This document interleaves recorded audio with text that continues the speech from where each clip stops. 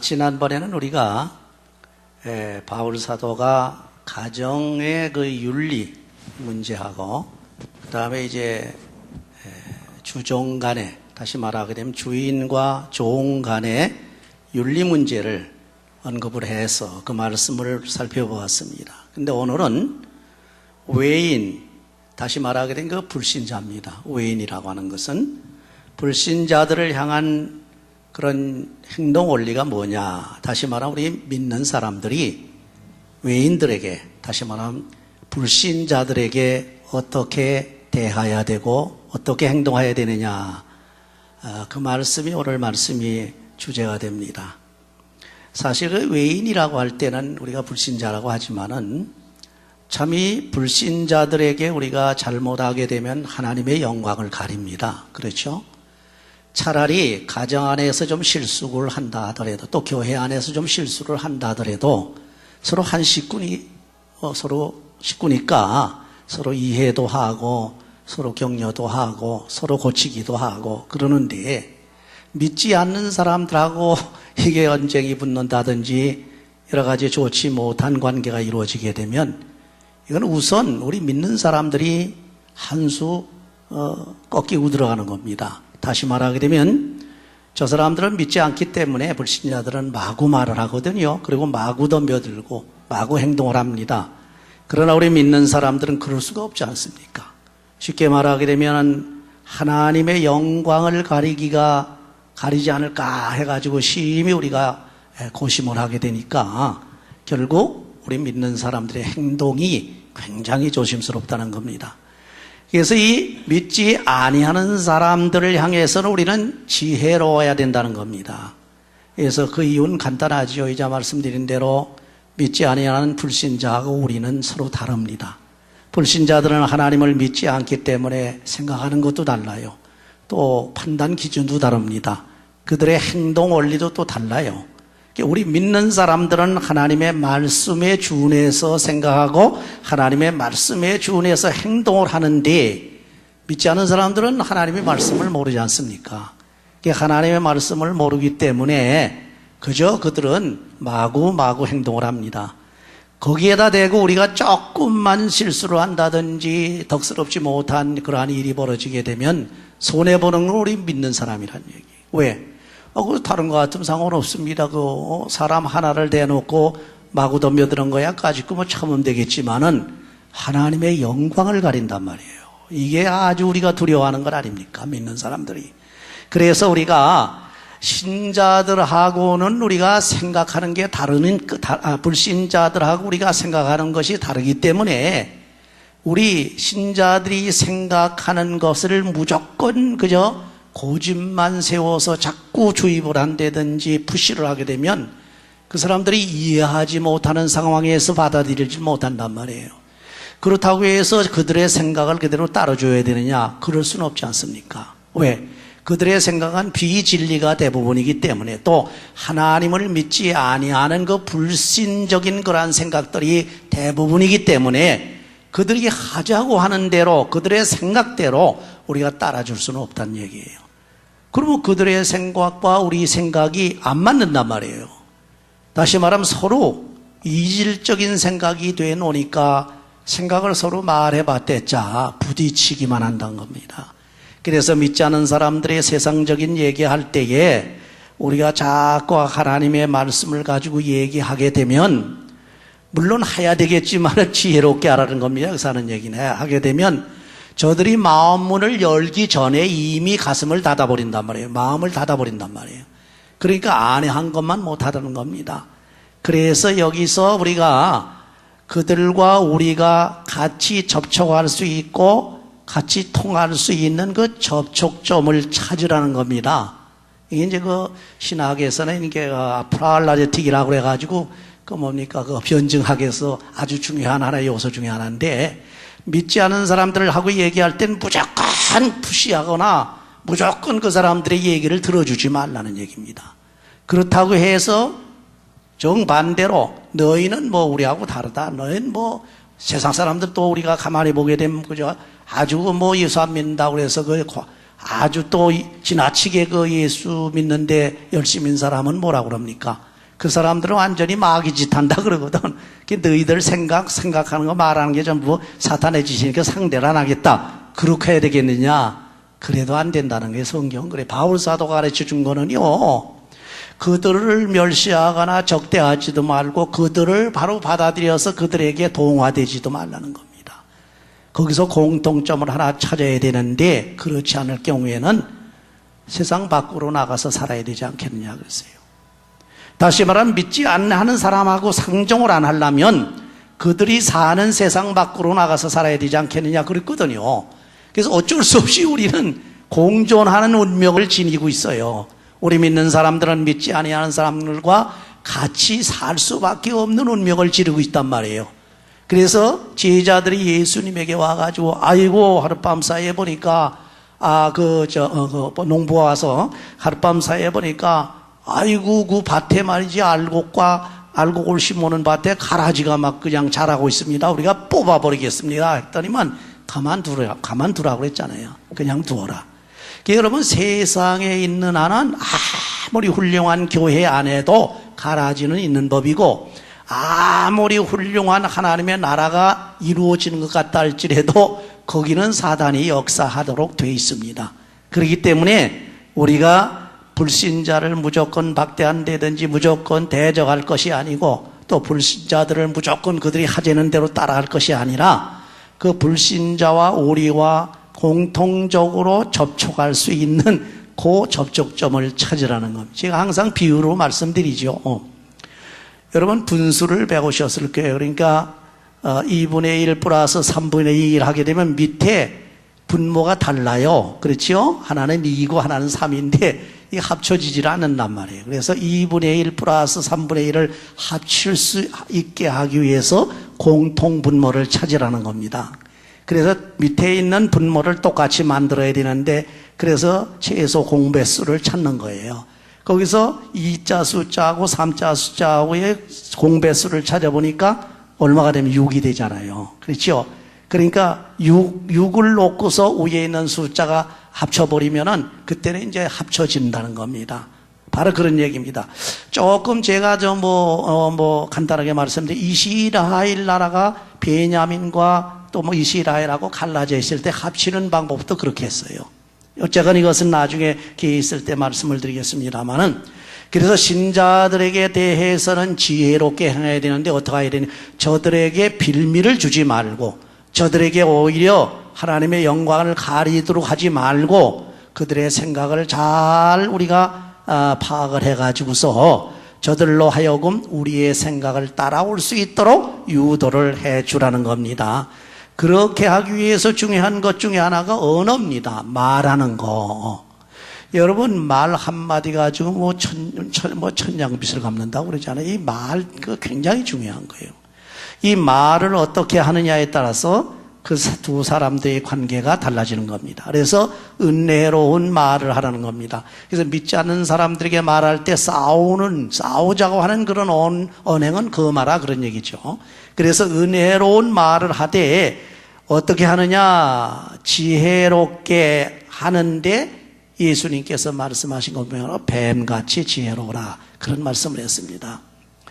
자, 예수님께서 제자들을 내보내시면서 그 때들이 우글우글하고 세상이 아주 굉장히 험악한데 내보내시면서 걱정이 되시니까, 너희들이 가서 그야말로 행동을 하되 어떻게 하느냐 하면은, 지혜롭기는 뱀같이 하고 순결하기는 비둘기같이 하라 그랬거든요. 그것이 주님께서 전도 내보내시면서 하신 아주 굉장히 중요한 그러한 주의사항입니다. 근데 이것을 지키지 못할 때 어떻게 됩니까? 그 문제가 생긴다는 거예요. 몇 년 전 2007년도로 기억을 하는데, 한국에서 그 샘물교회에서 말이죠. 그렇죠? 아프간에 그 선교 갔다가 그 지혜롭지 못하게 해가지고서 사람들이 둘이나 죽지 않았습니까? 그 죽은 것 뿐입니까? 이방에 얼마나 비난을 받고, 또한 심지어 교계 안에서도 얼마나 비난을 하고 얼마나 비판을 했어요. 그러면 그들이 선교 나간 게 잘못이냐? 그럴 수 없다는 겁니다. 거기가 위험한 지역이라도 갈 수 있으면 가는 겁니다.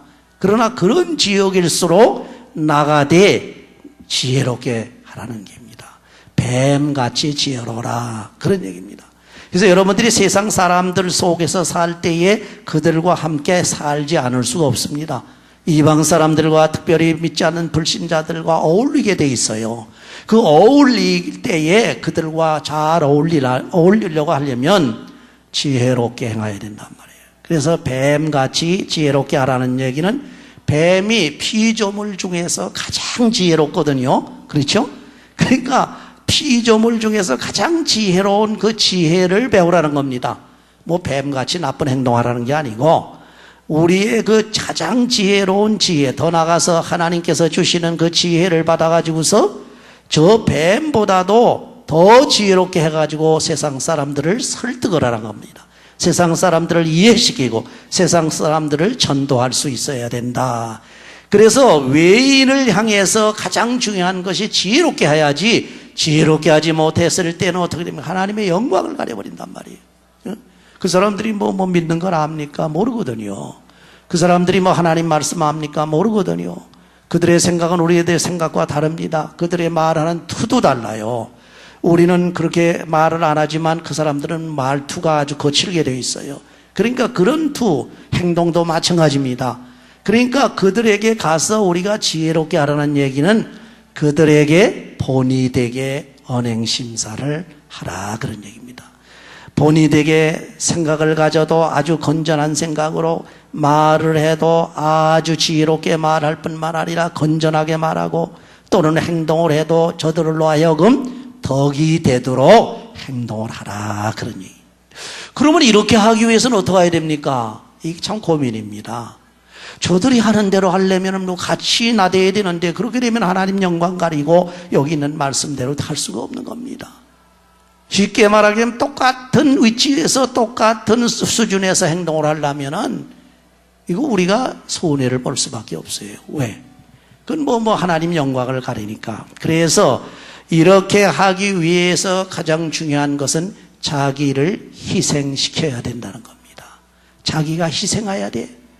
자기 자존심도 내려놓고 자기 마음도 내려놓고 수모당하는 것도 그저 달게 받고 어떠한 수모와 희생을 당한다 할지라도 하나님의 영광만이 나타나면 된다, 이렇게 생각하면 됩니다. 하나님의 영광이 나타나기 위해서 자기의 어떤 십자가라도 지겠다고 하는 그런 결심이 있어야 돼요. 그래야 됩니다. 그래서 자기의 희생을 많이, 제가 비근한 예로 그 전에 많이 예를 들었습니다만은, 왜 나가서 다른 사람들하고 똑같이 행동하면서 왜 욕을 먹습니까?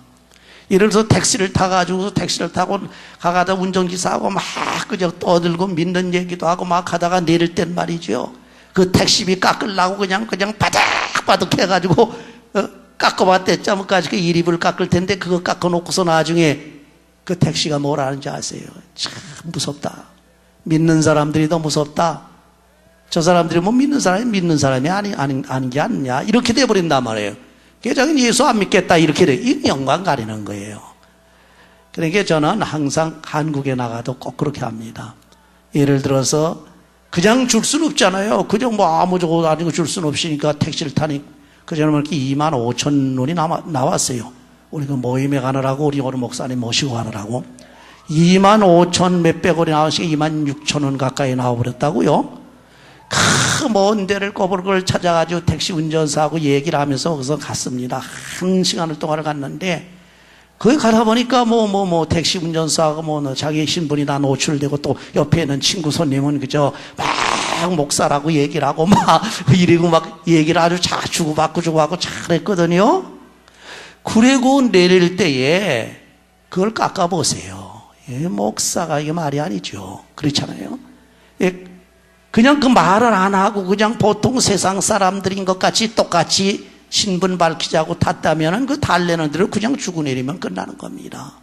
그러나 우리 믿는 사람들은 여기에서 하나님의 영광을 위해서 희생을 감수해야 된다는 겁니다. 이 희생은 여러 가지예요. 돈으로도 희생해야 되고, 또는 우리 자존심도 상해야 되고, 또는 때로 가다는 그야말로 수모도 겪어야 되고, 여러 가지를 우리가 당하면서 가지고 희생을 할 때에 그때 그리스도가 나타나는 거예요. 그리스도가 하나님의 영광이 나타난 겁니다. 그때 그래서 이제 제가 내리면서 아저씨 참 여기까지 오시느라고 수고 많이 하셨습니다. 우리가 계속 목사들로서 많은 얘기를 주고받는데 아주 깊이 생각하시고 무엇보다도 돌아가시면 꼭 교회 나가 예수 믿으시고 더 큰 복을 받으십시오. 그러면서 25,000원인데 3만 원을 딱 줘버렸죠. 3만 원을 거슬러 하니까 너무 수고 많으셨다고 예수 믿으면 더 큰 복을 받습니다. 그리고서 딱 줘버렸더니 그렇게 좋아해요. 그러면서 어쨌건 가서 교회 나가시오. 나가든 안 나가든 그 자리에 예 하고 대답을 하는 거예요. 물론 그 4,000원, 3, 4,000원, 4, 5,000원 가지고서 우리가 바득바득 해봤댔자 하나님의 영광만 가리는 겁니다. 전도할 기회를 삼으라는 겁니다. 그래서 외인을 대해서는 지혜롭게 행해가지고 하나님의 영광이 나타날 수 있는 그런 언행심사를 하라는 겁니다. 이것이 바로 외인을 행해서 해야 할 행동 원리예요. 두 번째로 중요한 건 뭡니까? 여기 보니까 외인을 향해서 세월을 아끼라는 얘기를 바울이 하고 있습니다. 이 세월을 아끼라는 말 한마디에는 엄청난 진리가 내포되어 있어요. 물론 제가 우리 특강할 때도 이걸 좀 한참 몇 시간을 한 적이 있는데 오늘은 그런 시간이 아니니까 세월을 아끼라. 이것을 바꾸어 말하게 되면 시간을 아끼라. 그런 얘기입니다. 조금 우리가 미국 말로 말하면 시간을 세이브하라. 그런 얘기 아닙니까?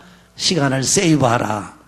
이거를 이제 영어 번역에 보게 되면 두 가지로 번역이 되어 있습니다. 똑같은 그런 헬라어 말인데 두 가지로 번역이 되어 있어요. 하나는 뭐냐 하게 되면 시간을 구속하라. 그렇게 되어 있어요.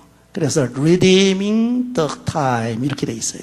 그러니까 시간을 구속하라. 그렇게 되어 있어요. 또 하나는 make a opportunity. 다시 기회를 잡아라. 이렇게 두 가지로. NIV에서는 그렇게 번역을 했고 킹 제임스 버전에서는 시간을 구속하라. 이렇게 되어 있어요. saving the time 이렇게 되어 있어요. 이것이 굉장히 아주 의미가 있는 겁니다.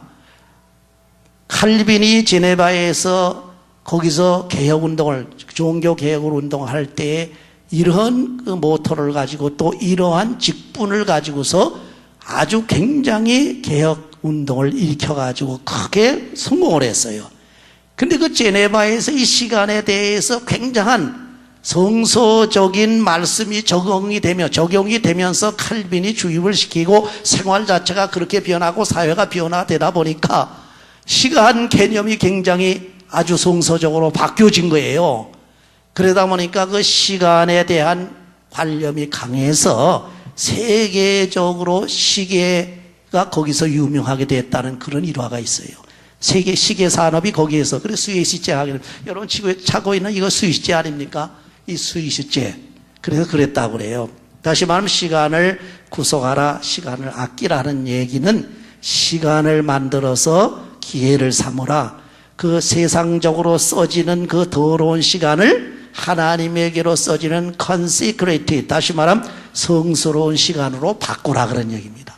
여러분이 지금 이 자리에 앉아 계시는 이 자체가 시간을 구속하는 그런 행위입니다. 그렇죠? 세상에 쉽게 말해서 막말로 말해서 말이죠. 카지노에 가서 앉았다든지 범죄 소굴에 가서 앉았다든지 거기서 크게 그저 파묻혀가지고 막 정신없이 써봐요. 그건 세상에 더러운 시간을 보내는 겁니다. 그거는 시간이 더러워요. 더러운 시간이야. 근데 그 시간을 구속하라는 겁니다. 깨끗게 하라는 겁니다. 그것을 완전히 성스럽게, 완전히 성결케 만들라는 게, 다시 말하면 거룩하게 만들어라. 너희들이 더럽고 추악한 그 시간을 갖다가 하나님의 거룩한 시간으로 구속하라는 얘기. 그런 얘기. 바꾸어 말하면 여러분들이 교회에 와서 하나님께 찬양하고 기도하고 말씀 증거하고 하나님의 뜻대로 사는 요 시간 자체가 구속된 시간이라는 거예요. 그렇죠? 구속된 시간이. 그래서 딴 데 그 이방인들한테 가가지고 항상 그런 생각을 하세요. 그리고 사람들을 믿지 않는 사람들한테 가가지고 우리 같이 어울려야 되는데 거기서도 그러고 찬송하고 기도하고 막 해야 됩니까? 그 방법은 다른 겁니다. 거기 가서는 여러분의 언행심사와 아까 말씀드린 대로 행동을 지혜롭게 해서 그 더러운 시간을 보내는 그 자리에서 아주 성스러운 시간을 보내는 본이 되져라는 얘기입니다. 저 사람 보니까, 저 사람 보니까 믿을만해. 믿어야 되겠어. 예수 믿어야 되겠어. 예수 믿고 저렇게 믿음이 좋으니까, 저 사람 행동을 한번 봐. 말하는 거 한번 봐. 저 사람의 행위를 보니까 말이 우리도 저렇게 돼야 되겠어. 그게 바로 시간을 구속하는 겁니다. 그 사람들은 시간을 구속하지 못합니다. 그래서 우리가 시간을 구속해서 저 사람들의 시간을 구속할 수 있는 구속력을 나타내라. 그런 것을 나타내라 하는 말씀입니다. 그래서 시간을 아끼라. 세월을 아끼라. 시간을 성스럽게 만들라. 시간을 구속하라. 그런 얘기입니다. 이 세월을 아끼는 데 있어서 중요한 게 하나 뭐가 있는데, 세월을 아낄 때 우리가 행동을 하잖아요. 근데 예수님께서 두 가지 얘기를 했습니다. 하나는 빛이 되라 하는 얘기, 빛이라는 말씀을 했고, 하나는 소금이라는 말을 하고 있는데, 오늘은 그 소금을 이용을 했습니다. 바울 사도가. 이 소금도 굉장한 깊은 의미들이 있지 않습니까? 그러나 오늘 이 시간에는 간단히 말씀은 이 소금이를 되라는 겁니다. 소금이 되라. 다시 말하면 시간을, 세월을 아껴서 세월을 구속하고 사람들을 구속하고 사람들에게 전도하기 위해서 하나님의 영광을 나타내기 위해서는 어떻게 해야 되느냐? 너희들이 소금이 되라는 겁니다. 소금이 된다는 얘기는요, 몇 가지 의미가 있습니다. 하나는 맛을 내라는 거예요. 그렇죠? 맛을 내라. 요새 우리 큰아이가 아주 너무 싱겁게 먹어가지고 밥도 없이 먹고 살아요. 요새는 아주 맛이 없어가지고 아주 죽을 지경이야. 그래 나중에 따로 해가지고 소금을 쳐서 또 먹고. 이 소금이 없으면 맛이 안 나. 그럼 여기서 맛은 뭡니까? 크리스찬의 맛이에요.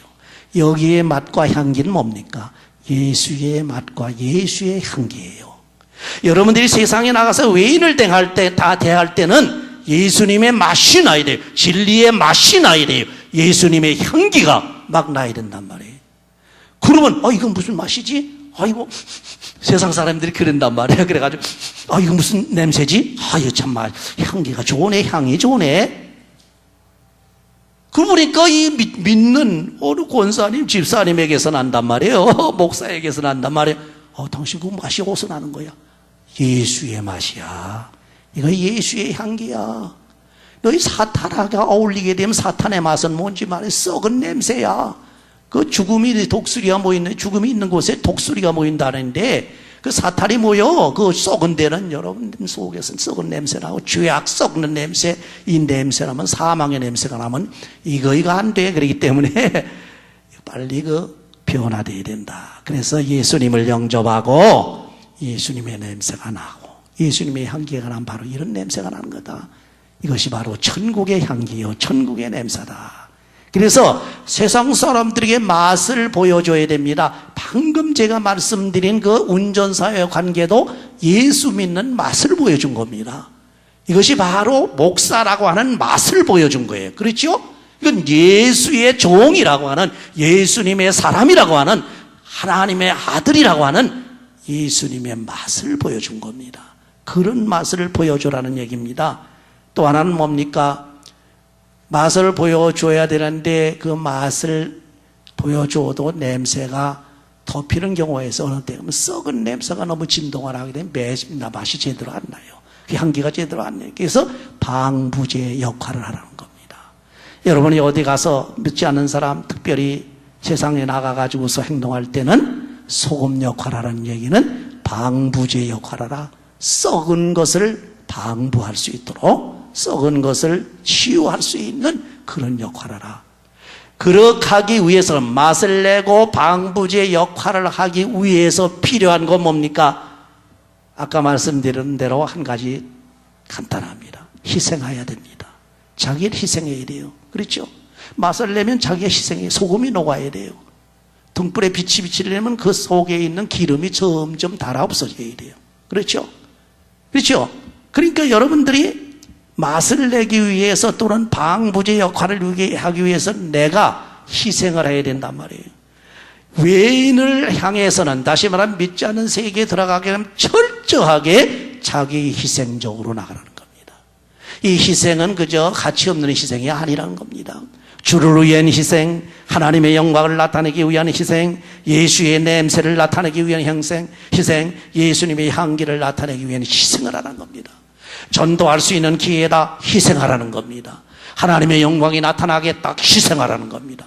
그거 아닐 때 희생하는 건 그건 속된 말로 그렇게 해서 죽는 다음 개죽음이에요. 그렇죠? 아니라는 얘기입니다. 어쨌건 소금이 되라고 그래요. 소금이 되라는 말씀으로 본문에서 말하고 있어요. 근데 이 소금이 되는데 어떻게 되느냐는 마지막 아주 중요한 말씀이 하나 있습니다. 소금으로 고르게 함과 같이 하라 했어요. 고르게 하라는 말씀이 나오죠. 고르게 하라. 여기 듬뿍 소금 치고 저기는 그저 소금이 없고 그러면 그 맛이 납니까? 여러분 김장 많이 해보셨을 겁니다. 김장할 때 보게 되면 소금 한쪽으로 몰려가면 짜가지고 못 먹고 한짝에는 없으면 싱거워가지고 못 먹어요. 그렇지 맛이 제대로 안 나. 이게 고르게 쳐라. 소금을 고르게 쳐라. 이건 어떤 의미에서 하나님의 공의로우신 하나님의 행위를 하라는 겁니다. 그래서 여러분 이 소금을 칠 때 내가 아주 좋아하는 사람한테만 치고 미워하는 사람한테는 안 치고 그게 아니에요. 내가 좋아하는 사람은 가까이 하고 싫어하는 사람은 멀리 하고 그러지 말라는 겁니다. 예수 믿는 사람들이라면 적어도 누구든지 내가 싫든 좋든 나에게 해를 끼쳤든 내게 도움을 줬든 상관없이 고르게 소금을 쳐서 썩는 것을 방지하고 하나님의 영광이 나타나고 예수의 냄새가 나고 향기가 나도록 그렇게 하시라는 겁니다. 오늘 더 이상 제가 말씀드리지 않습니다. 성도들은 세상에서 구원받은 사람들이죠. 구별받아서 구원받은 사람들이. 그러므로 거룩한 무리라고 하는 성도라고 하는 칭호를 가지고 있어요. 그에 걸맞게 성도들의 행위는 항상 흠이 없어야 되는데 그러게 하기 위해서는 자기 희생을 하라는 얘기입니다. 그래서 항상 예수님을 위해서, 하나님을 위해서, 하나님의 영광을 위해서라고 하면 또는 복음 전파를 위해서라고 하면 내가 앞서 나가서 희생의 제물이 될 수 있을 때에 그 사람이 바로 예수님을 따르는 참 제자가 되는 겁니다. 예인들을 위해서 여러분 자꾸 내가 유익을 얻기 위해서 또는 내가 뭔가 더 유익하기 위해서 그런 생각하지 마시라는 겁니다. 예인을 향해서는 희생할 각오를 해야 돼요. 희생할 준비를 하셔야 돼요. 믿지 않는 사람들에게는 내가 그대로 가게 되면 100번 대받대자 손해가 나요. 그러니까 예수의 영광을 위해, 예수님의 이름을 위해서, 복음을 위해서, 하나님의 영광을 위해서라고 하는 것을 나타내고 그걸 위해서 자기가 희생으로 들어가는 겁니다. 여러분들이 희생해서 세상 사람들을 대하게 되면 그들로 하여금 하나님의 영광을 나타낼 수 있고 그들이 구원받을 수 있는 그런 역사가 일어납니다. 이런 아름다운 전도자들이 되시기를 주의 이름으로 축원합니다. 감사하신 하나님, 오늘 이 시간에 외인, 특별히 불신자들을 위해서 저희들이 어떻게 행동해야 할 것을 바울 사도를 통해서 배웠습니다. 하나님, 저희들 항상 희생의 제물이 되게 하시옵소서. 하나님의 영광을 위해서